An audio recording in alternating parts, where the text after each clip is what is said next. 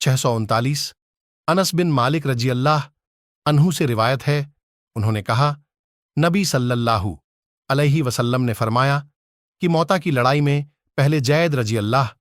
عنہ نے جھنڈا اٹھایا اور وہ شہید ہو گئے، پھر جعفر رضی اللہ عنہ نے جھنڈا اٹھایا، وہ بھی شہید ہو گئے،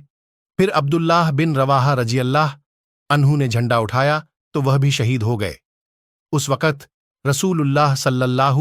علیہ وسلم کی آنکھوں سے آنسو جاری تھے، پھر خالد بن ولید رضی اللہ عنہ نے سالاری کے بغیر ہی جھنڈا اٹھایا تو ان کے ہاتھ پر جیت ہوئی۔ فائدے: حضرت